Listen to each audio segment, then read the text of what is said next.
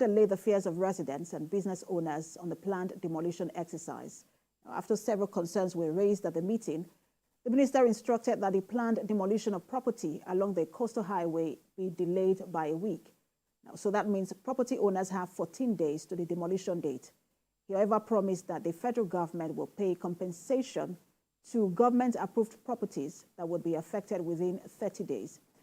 The meeting is coming 2 weeks after he showed off the Lagos-Calabar Coastal Highway to the Committee on Works from the National Assembly. One of the key cardinals of this project is that it's bringing foreign investment. And when a nation is in recession, one of the greatest things you have to do, and Obama did it, is to develop infrastructure. When you develop infrastructure, you bring down inflation because it's a catalyst, to all other economic, promotion. When you have a project, it becomes political if you don't start project at the 0 point. Gen 0 is at Ahmad Bello way, and that's where we have started the project. But also, it's also the most viable economically to complete it and toll it and begin to get some money also. The Minister of Justice and Attorney General of the Federation, Lateef Fagbemi, says part of the reforms that will be considered in the justice sector will be the review of cases that go to the Supreme Court. He made the statement while addressing newsmen in Abuja ahead of the upcoming 2024 National Justice Summit on the need to unburden the Supreme Court. Celestine Area reports. Under Nigerians' extant electoral jurisprudence, parliamentary elections terminate at the Court of Appeal, whether rightly or wrongly, but the presidential and governorship election goes up to the Supreme Court. The upcoming 2024 Justice Summit will deliberate on and evolve ways to reduce the amount of time for adjudication of cases and the number of cases getting to the Supreme Court. This is to reduce the burden on the Supreme Court. At the summit, the 2024-2028 National Policy on Justice will also be reviewed, validated, and adopted. The policy aims to address various challenges within the legal framework, seeking to promote social cohesion, bolster economic development, and foster good governance. This comprehensive policy document outlines a broad framework and initiative in 17 thematic areas aimed at reforming the justice sector to enhance its effectiveness and accessibility to all Nigerians, ensuring that justice is not just a privilege for the few, but a right for all. In the country, potentially, we may not be having the experience that we need to have, but we have whatever it takes to actually translate into a great country. And the judiciary is one arm of government that will help us do that. And that is why this reform is important. This reform is imperative. The summit with the theme Repositioning the Justice System, Constitutional, Statutory and Operational Reforms for Access and Efficiency will be declared open by President Bola Tinubu in Abuja on 24th April. The 2024 summits will allow for easy access to justice and also address issues bordering the country's judiciary. Celestina Area, TVC News, Abuja. And here in Lagos, Governor Babajide Sanwo-Olu has ordered the closure of the market at Idumota till further notice. This comes as the governor embarked on an on-the-spot assessment of the situation after a fire outbreak destroyed 14 buildings. TVC News senior correspondent Theophilus Elama reports.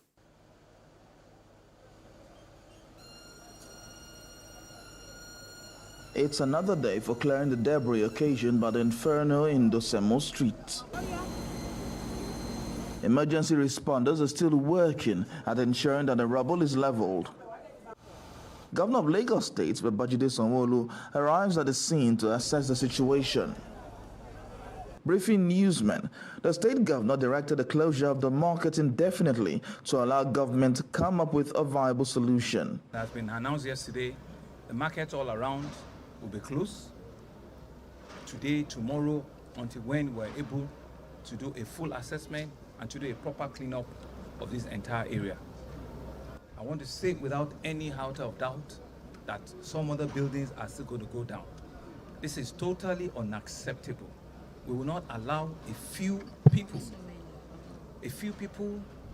who will not comply with our rules, with our laws, to put the lives of others in danger. The governor frowned at the lack of implementation of safety measures employed by the people. So this is a call to others outside there. Government will not shy away from its responsibility. We will come really hard, and I'm reporting we will come really, really hard on structures, on properties that will not conform with our rules. We will bring them down. We will bring them down, and I'm saying it now. Anybody, because it's too much. The state governor engages stakeholders who also offered suggestions to him on the way out of the menace. Got burnt because Theophilus Ilama, TVC News, Lagos. We're staying in Lagos, where tragedy occurred at a third mainland bridge, where when a commercial bus somersaulted several times after a brake failure and flung 2 persons inside the lagoon.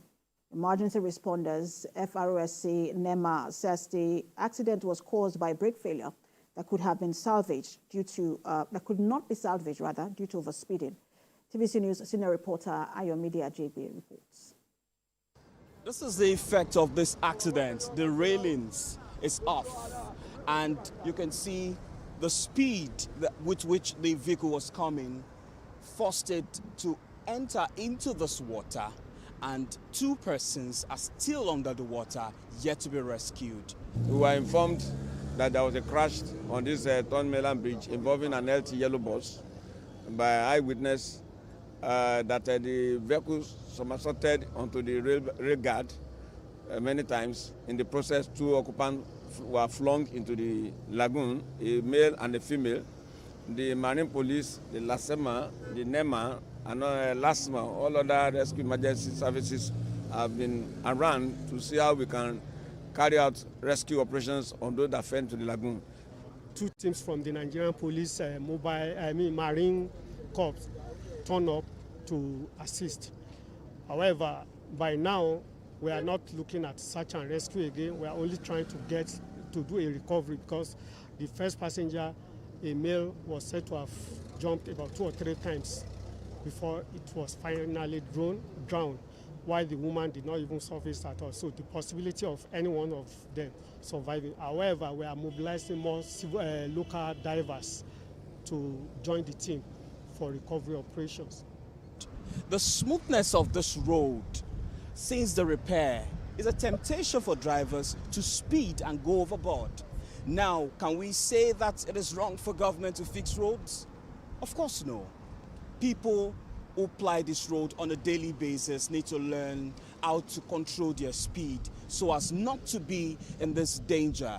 First responders, NEMA, stakeholders, FRSC are all trying their best. They have even employed local divers to ensure that they could rescue the bodies from under the water. Ayomedia Jagbe, TVC News, Lagos.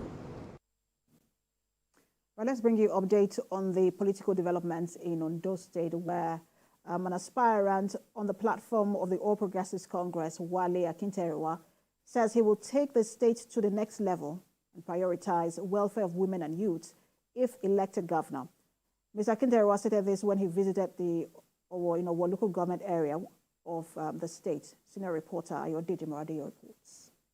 The hometown of former Governor Rotimi Akeredolu came alive as the campaign train of a governorship aspirant on the platform of the All Progressives Congress, APC, Wale Akinterewa, visited the ancient town. The governorship aspirant was received by top politicians in the community. Addressing the gathering, Akinterewa described former Governor Akeredolu as a dependable and trustworthy leader, said the people will enjoy dividends of good governance under his leadership. The governorship aspirant said he will industrialize the state and create jobs for teeming unemployed youth if elected governor. We will take maximum advantage of our huge natural and human resources to ensure that Ondo State moves to the next level.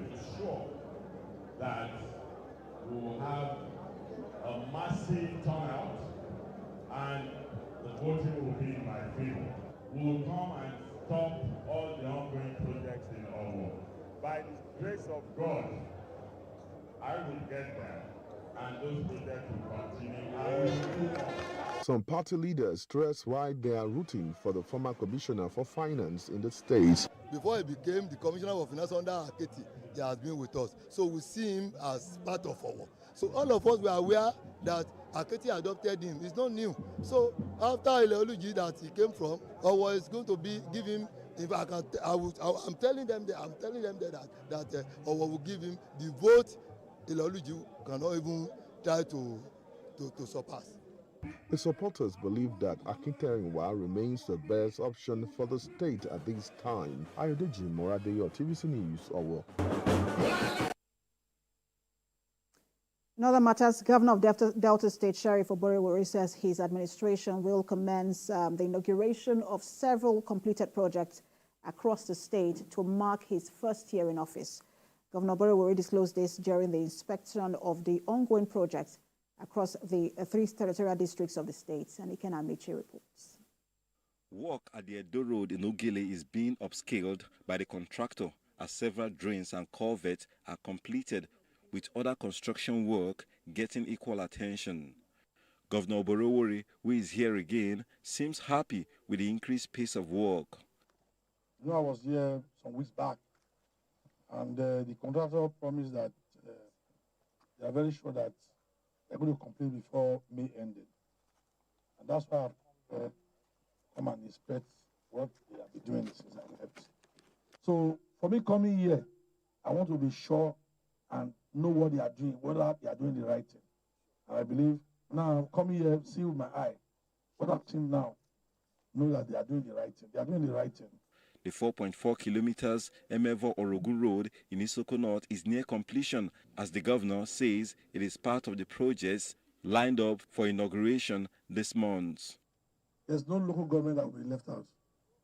We're very sure that all the local government will make sure we put in projects that will impact on the people. This bridge across the Obo River in Ogwashuku in Sector C of the Ugela-Asaba Road dualization is going on as planned. And anytime we pass, we see the progress of this road, but it's good for us to also stop over to see the extent they have gone, and we are impressed with what they are doing here. It has assured us that this sector, C1, they are moving very fast, but soon we approach the rains, but they are going to do a lot before the rains.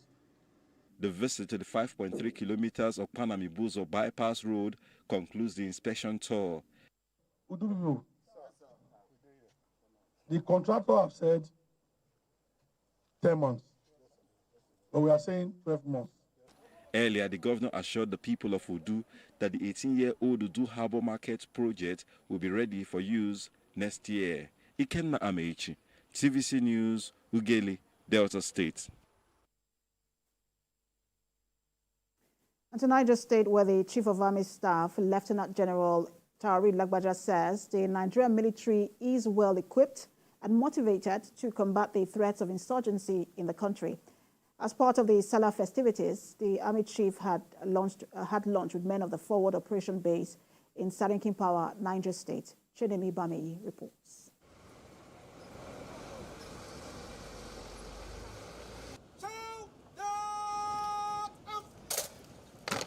A day out with the troops at the Forward Operation Base, Sarinkin Power. The base is momentarily set as an event arena.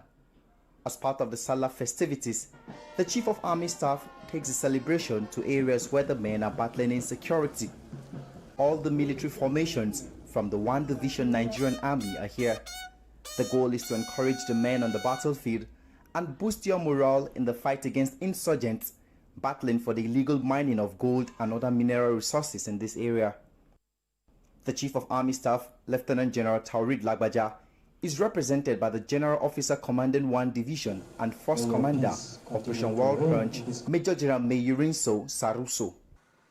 Your commitments and sacrifices in the fight against terrorism, banditry, oil theft, illegal mining, and other forms of criminalities, challenging our existence as a nation, have not gone unnoticed by the government and the people of Nigeria. You all will bear me witness that the government of the day has, within the available means, kept faith with its promise to make the welfare of members of the armed forces and our families of uttermost importance. After a long time, these men that have been in the bush can now eat a proper meal. The army chief takes order from his soldiers and serves them their meal, a show of comradeship. In furtherance of the civil-military relationship, the 31 Artillery Brigade also renovated a block of classroom at the Dangolo Primary School, where the army is now using as a base. The commander of the 1 Division pledged to furnish the classroom to enhance learning. The essence of this occasion will remain memorable in our quest to destroy terrorists and also spur us to do more for lasting peace and security in Niger State in particular. A lovely camaraderie between the officers and the soldiers and the furtherance of a civil-military relationship with the renovation of a block of classrooms where the military has now taken as a base to ensure that education is not totally grounded in this community. Chanamibami, TVC News, Sadiq Power, Niger State. You're watching Politics Tonight. Let's take a break, and when we return, we'll be looking at just the state of the nation. Stay with us.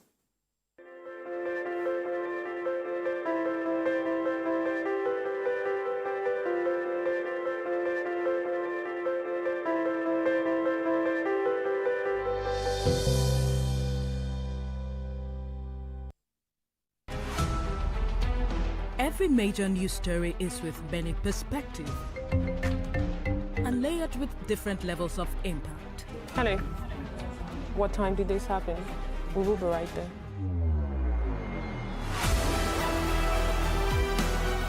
At TVC News, we follow the big and major news, gathering the facts, witnessing the outcome. I am here live at the aftermath of the approval of the new national minimum wage. We are TV Station of the Year, not just for breaking news, but for being first, fair and accurate. TVC News, first with breaking news. Sometimes it's the story that calls. At other times, the people just want to be heard. School, I need students, but I need teachers. Can't continue like this. Their voices re-echoing through time itself. We haven't done anything. If the tide is high, everybody run for safety. Their tears leave a sweet sour taste for all their demands. A familiar call beckoning for change. In our world, no one expects a disaster to happen. But when it does, we'll be there to x-ray all sides, from the east to the west, north and south. Committee Forum will examine the oddities and challenges to economic development, as well as issues yearning for government intervention. Watch fresh episodes of Community Forum on Sundays by 9:30 p.m. only on TVC News. Business lives on the fast track of numbers. Business is a strange world where low numbers mean something different. And its currency are speed and time. Finding the open doors of Main Street is not just good business, it's the start of the business. Join us every weekend on Business Week.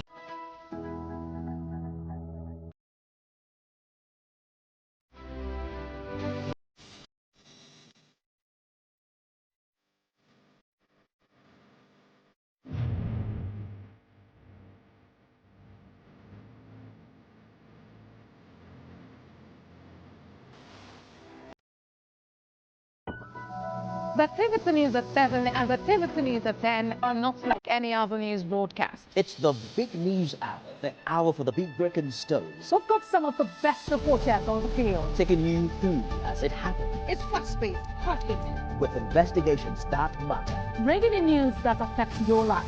Sport, entertainment, and business news, so you don't miss a thing. Experience resourceful coverage with depth. Ever.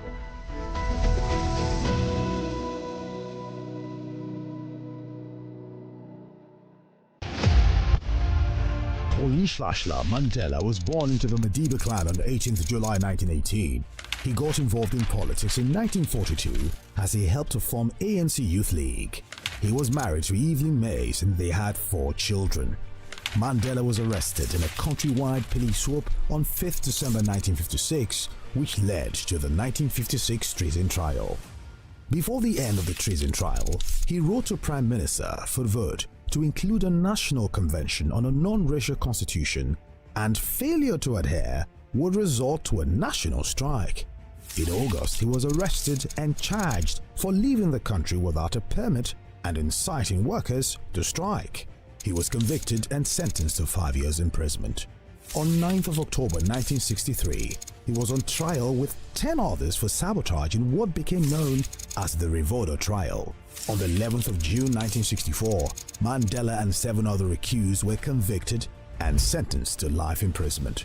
He was later released from its gates on Sunday, 11th of February 1990, 9 days after the unbanning of the ANC and the PAC.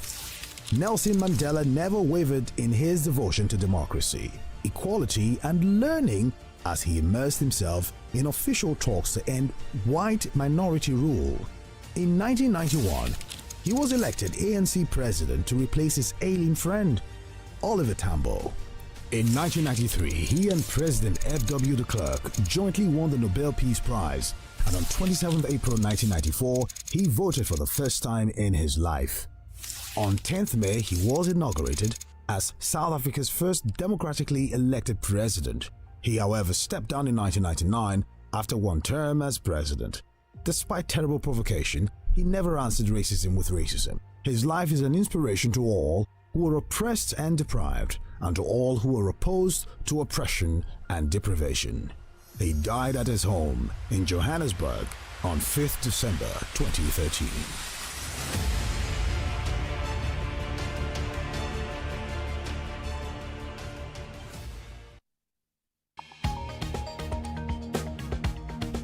The Inspector General of Police has met with senior officers to review the state of security.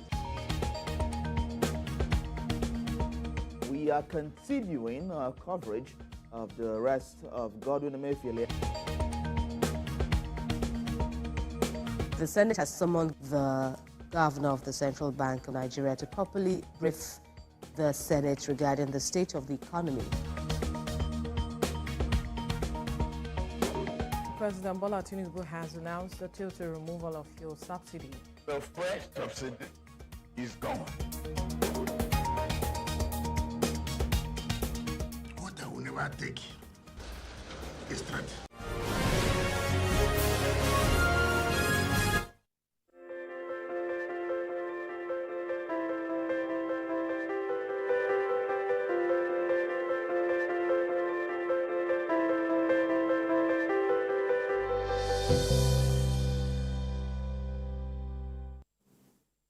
Thanks for staying with us. You're watching Politics Tonight, rather.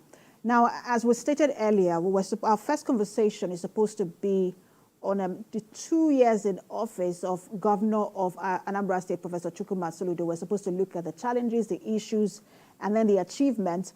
With his political advisor, Dr. Alex Obiobolu. Unfortunately, we have not been able to connect with Dr. Obiobolu. So we just move on to our second conversation, which is on the state of the nation. And we have our guest on the standby. He's an analyst, political commentator, Ken Okulubo. Good to have you join us. Thank you for having me. So it's a lot of things are happening in the polity at the moment. One of the biggest for a lot of people is a drop in the rate of the naira to the dollar. There is also the internal wranglings in the PDP. There is what is going, of course, explain over to what is going on in Rivers State. The coastal, that's the Lagos-Calabar coastal road that is going to be constructed. Just a lot of things. But I want to begin with, at the national level, which is what you make of where we are today, compared to what has been playing out from when the president said, look, fuel subsidy is gone, to where we are today. Has this government made any progress in ameliorating the plight of Nigerians? Well, no doubt there's been a lot of hardship in the land, but the fact that the Naira has been able to come down from 1,900 to 1,200 has been one that has given a positive sign. But it's still not yet to huru because the prices of things are still very high. Inflation is still very predominant in the market, and prices of goods have not dropped. So the consumer price index and the mechanism that that they have to apply must be one that has to be very effective, because we live in a part of the world where they say when anything goes up, it doesn't come down. If you look at the issue of infrastructure, then again, it's not been so bad in terms of the parameters that have been set, but these things have not come to fruition. And Nigerians, definitely want to see these things in terms of the physical.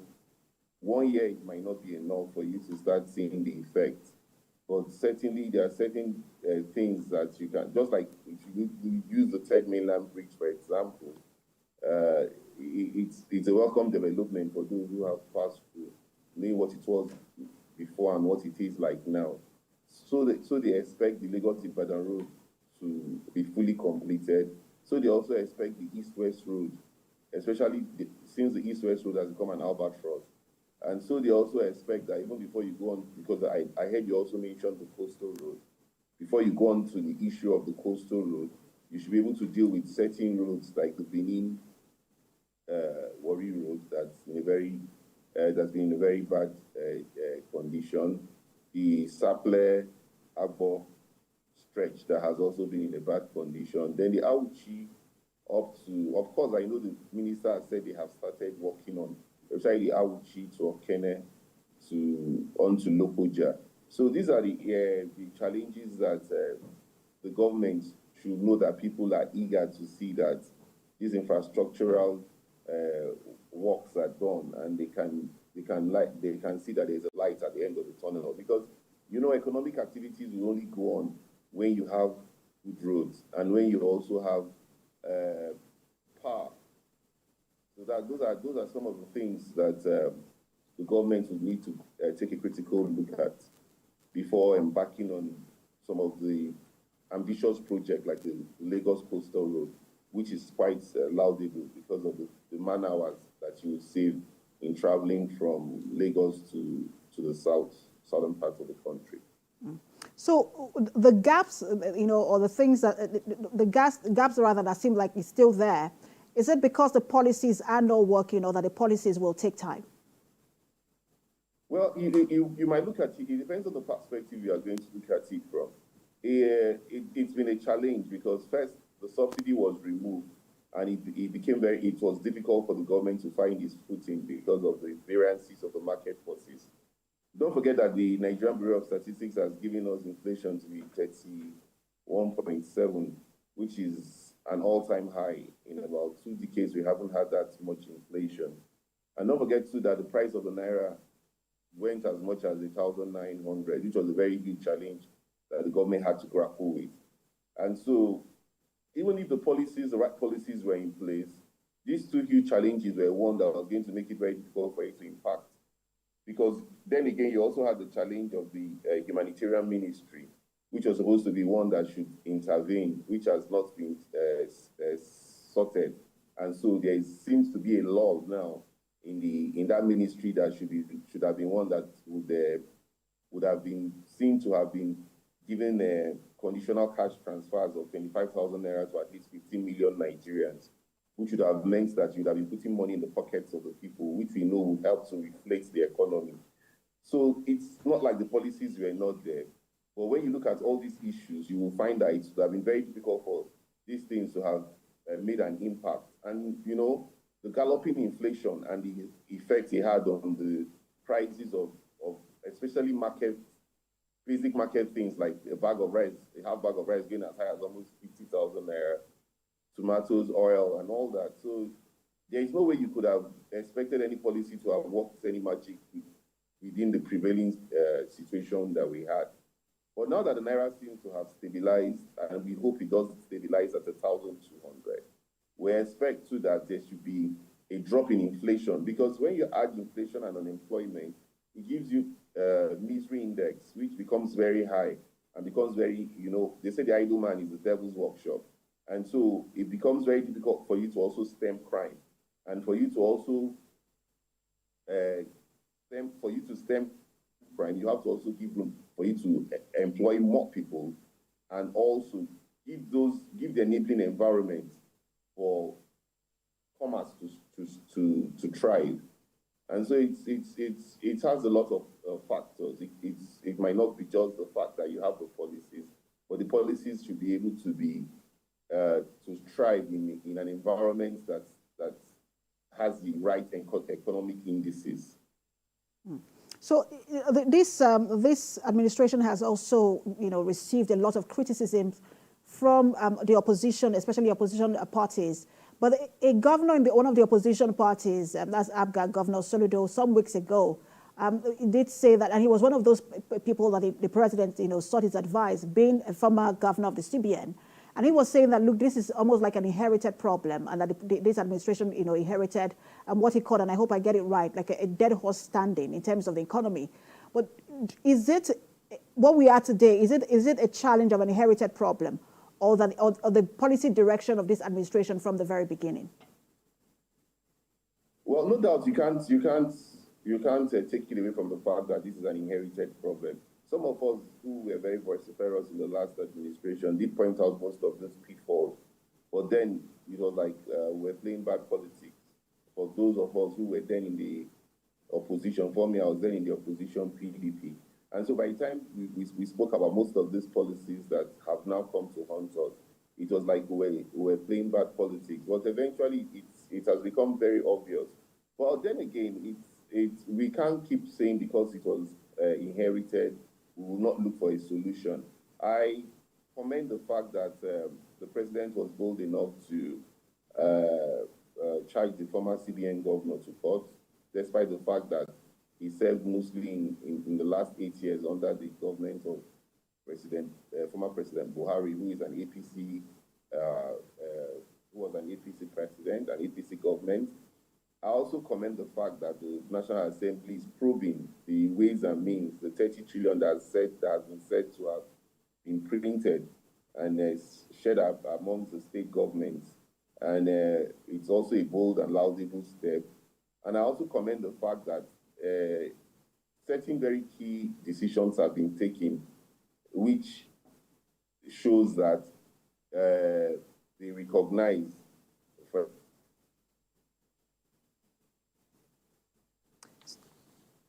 Mr. Kolugbo, are you still there?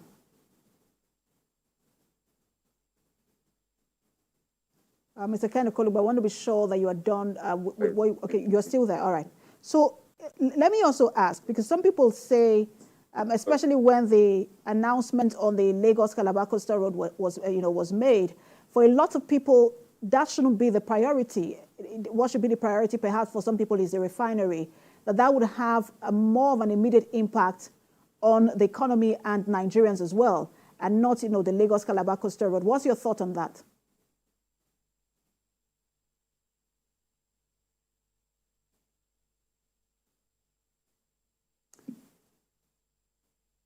Mr. Ken Kolugbo, I want to be sure that we still have connection with you. Yes, can you hear me? Yes, I can hear you now. Okay, sorry. Where was I? Where did you miss me? Okay, so I asked you a question, and then I was asking you about because you had talked about the previous administration and the policy direction of this administration. I'm not sure if you landed on your thought, but I did ask you about what some people feel about the Lagos-Calabar Coastal Road, saying that for them it is not a priority. That the priority should be the refineries, because that would have like an immediate impact on the economy and Nigerians. And I was trying to get your thought on that.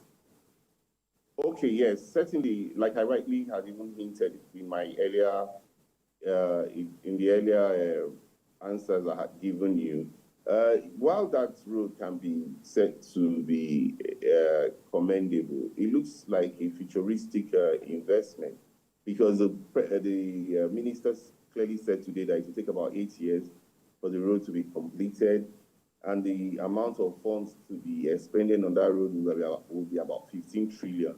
And so we're looking at opportunity cost, scale of preference, which is basic economics. What is more important to us now is should be completing the east-west road, should be getting the refineries of Port Harcourt and Warri to be up and running, to complement that of Dangote, to drive the price of petrol to as low as 300 to 400 naira a litre, because then we are refining. So we'll not be looking at the price of Brent crude or Bonny Light, so to say.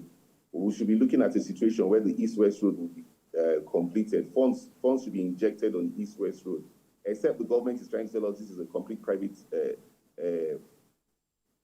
public-private partnership that will have the private side bringing most of the funds now, not committing some of the funds from the 27.5 trillion budget. So the important thing for the masses now is what can provide access to most of those communities that are subsistence in terms of farming, and they can get their farm products at a cheaper rate, providing CNG buses so that the price of fuel the consumption of fuel can further reduce the demand. We all know what comes in terms of forces of supply and demand. And so basically, I don't think anybody would think that it is of importance now to commit a whole lot of funds on that coastal road. As commendable as it is, I think the immediate priority will be, first of all, to drive down these prices. And when the economy has been stabilized to such an extent, already we're being told that there is a projection of about 3.2% in GDP. And so when it comes to such a time, and we can boldly say that our GDP is at that kind of percentage, and our inflation has come down to maybe 24 to 23%, then we can start taking that bold initiative of committing a whole lot of funds on that coastal road up to Calabar.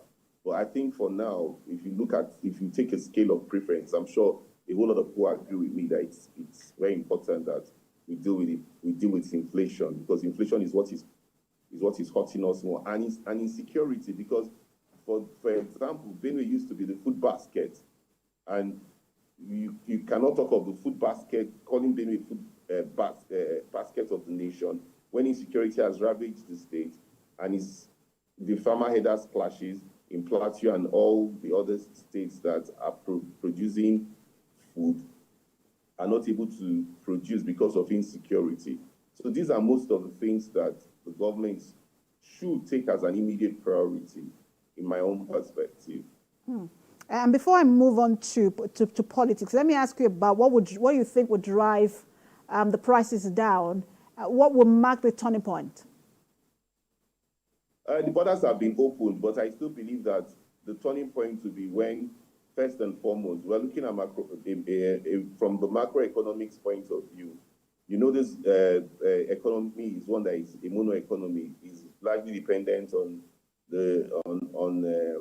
oil and what each state gets at the end of the month from the FAC account. So for us to drive down these prices, first we must be able to increase the purchasing power. Yes, purchasing power might lead to inflation. People might say that, but production can also be increased if we increase the purchasing power, because we find out that a lot of our civil servants are also farmers, and a lot of them too have found it very difficult to go into any other business for now because of the high cost of goods and also services. So it will be inherent of the government to also immediately make loans not at 24.75%, which is what the interest rate is now, but create certain loans to small and medium scale industries that can immediately start production and pump into the market most of these scarce commodities that we are not able to buy readily. Look at the price of egg, look at the price of bread. These are the things that we can immediately deal with: tomatoes, oil, and palm oil. So we can help to drive the price of these items down, where we immediately encourage such local production. And especially diesel, if we can drive the price of diesel, because production is mostly used, diesel explosive is mostly used in terms of production.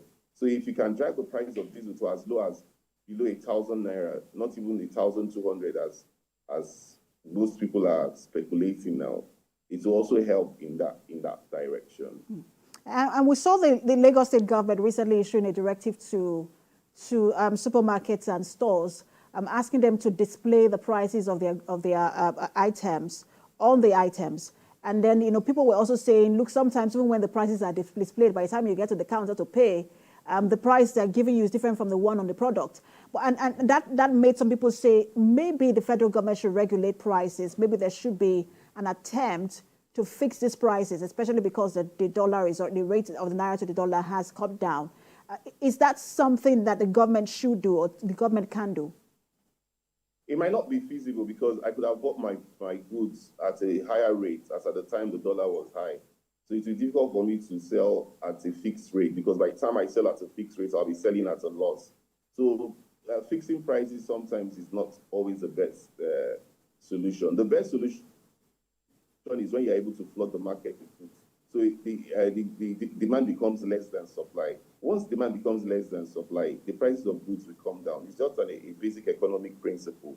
And so how do you flood the market with all these goods? When you encourage production, immediate production, government knows those small and medium-scale industries that have been applying for funds and have been applying. They can also partner with the Bank of Industry and ensure that these things are not, they don't pay lip service to this, but immediately embark on. Because once you can produce locally, you are not importing. It makes it very difficult for you not to satisfy demand. And so I think that would be a better approach than to fix the prices. Because if you fix my price, I might decide not to sell at all because you have forced me to fix my price, and I'm going to be selling at a loss. Interesting. So we have a few minutes left, maybe about 7 to 8 minutes. And I don't want you to go without touching on the issue of politics, and that's your former party. You used to be in the PDP.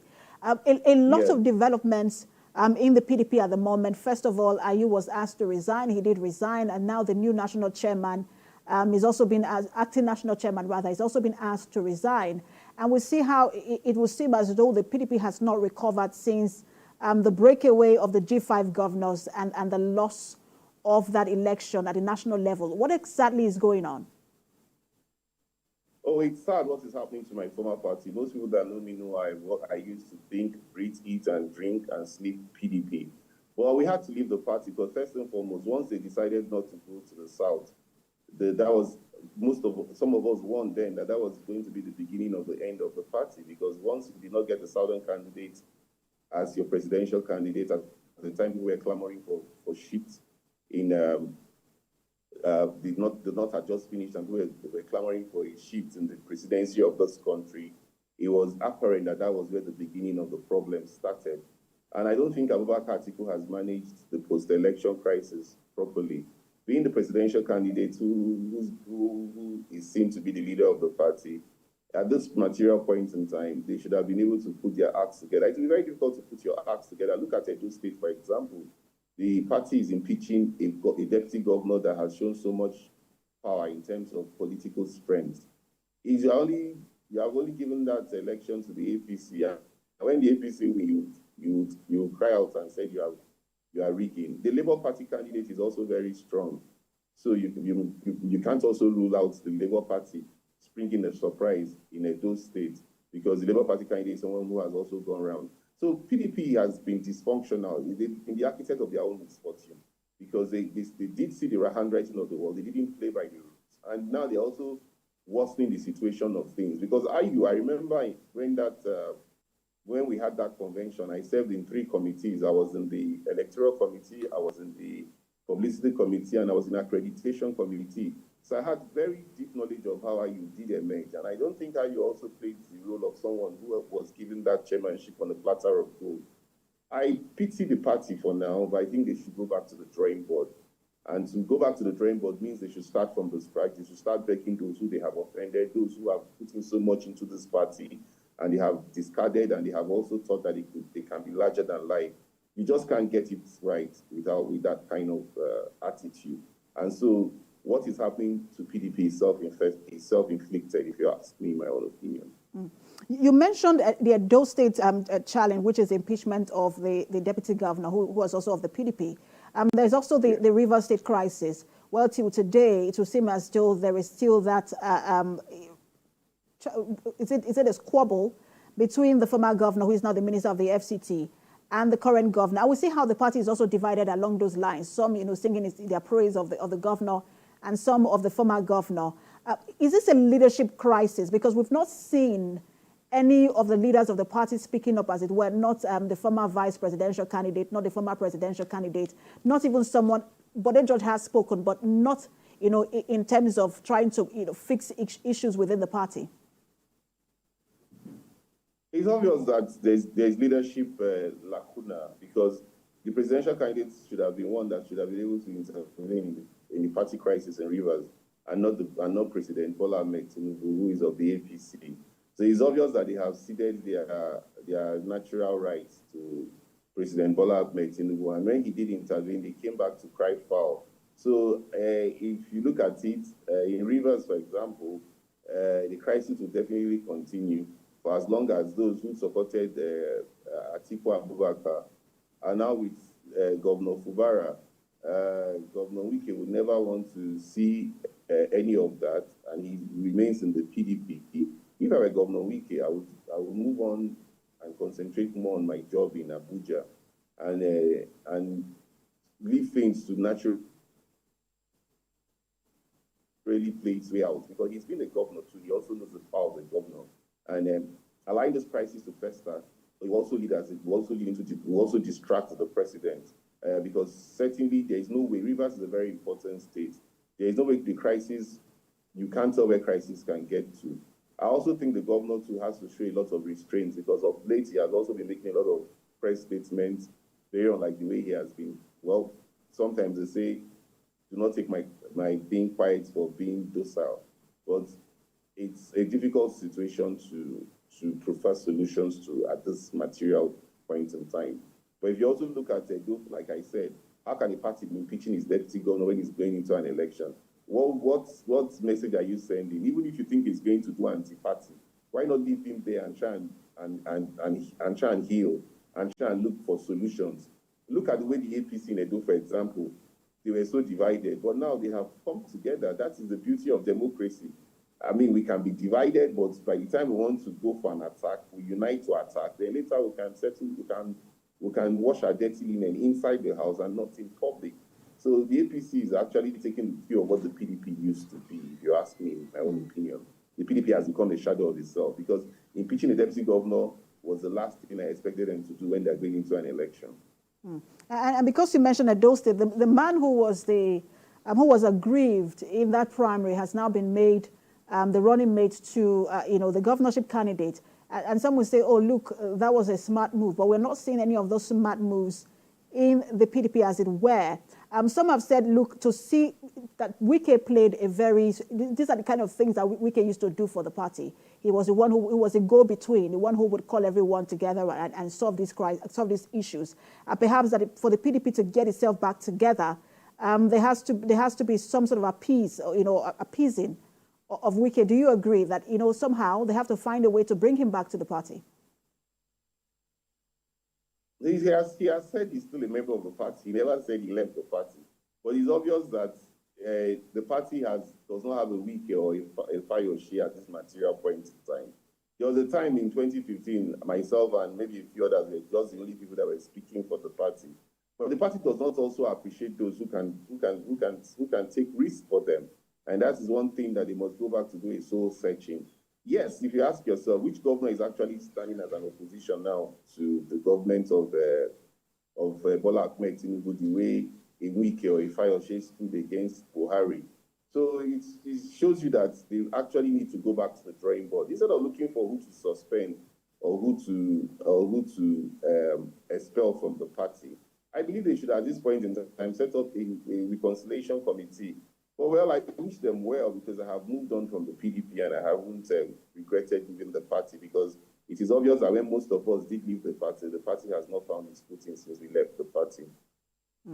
And from your experience, of the party as we wind down, do you see these issues being resolved anytime soon, and what will it take? Well, from my experience, the PDP was one that used to have, internal mechanism of resolving such crises. So I'm surprised. When I was the spokesperson to Lord Jonathan at a point in time in the 2010 campaign and 2011 campaign, and I worked very closely with the likes of Orube, who was our Director General, and the likes of Stella, Senator Stella, and I know how close and how much we used to resolve issues because of my being an integral part of the party at the national level then. I know how this crisis used to be resolved. I know how much we have. We've been in a meeting before, and Kwakwansu challenged the vice president openly, and I know the president was the one that had to come and resolve that crisis because we couldn't even go to Kano to campaign. But it's obvious that that internal mechanism that PDP has, we seem to have lost it. It's a pity because every government requires an opposition, and so everybody will want an opposition. If you don't have an opposition, you will not be on your toes. You will take things for granted. So if PDP can actually go back, like I said, and do a soul searching and beg those who they have offended genuinely and say, let us come together and let us make peace, and maybe the party can move forward. Mr. Kenneth Koluwa, we do have to leave it there, but it's always great to have your insight and analysis on the program. Thank you so much, especially because you took time out of your very tight schedule to speak with us tonight. Thank you for talking to us. It's my pleasure. That marks the end of today's episode of Politics Tonight, but the conversation continues from here. You can get in touch with us on X at TVC News NG. You can also use the hashtag at Politics Tonight. Also on YouTube at youtube.com/TVC News Nigeria. Thanks for watching. I am Precious Amayu.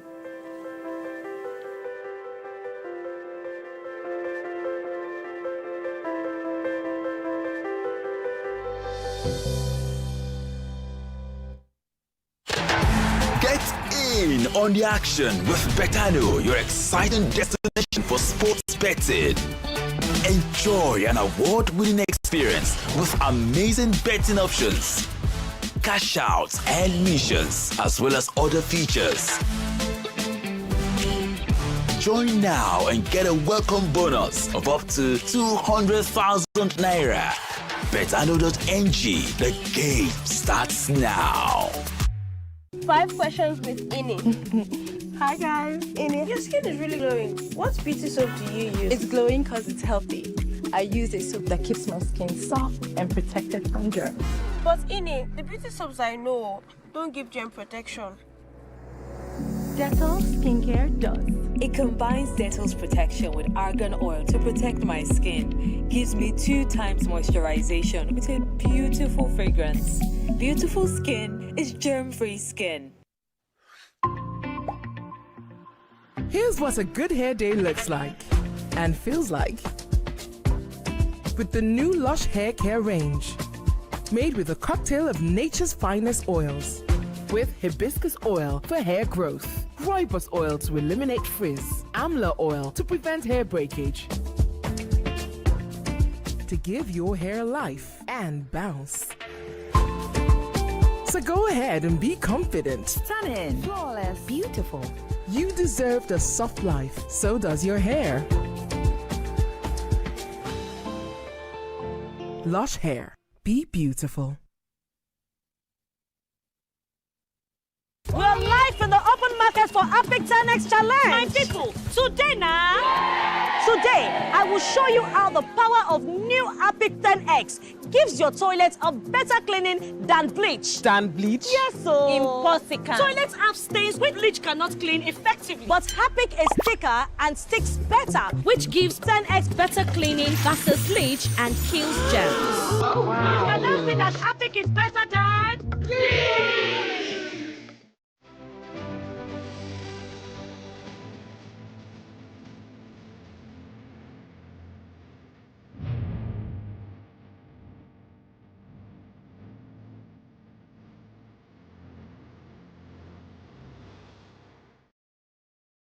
Experience information and entertainment like never before as TVC Breakfast takes your weekends to a whole new level.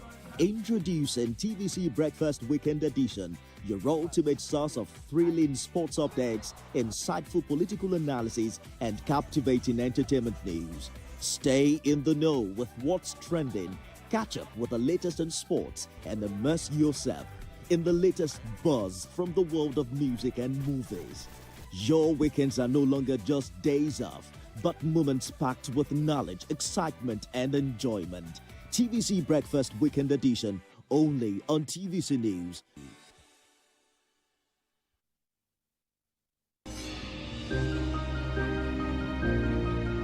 Sometimes it's the story that calls. At other times, the people just want to be heard. School, I need students, but I need teacher. Can't continue like this. Their voices re-echoing through time itself. We haven't done anything. If the tide is high, everybody run for safety. Their tears leave a sweet sour taste for all their demands. A familiar call beckoning for change. In our world, no one expects a disaster to happen.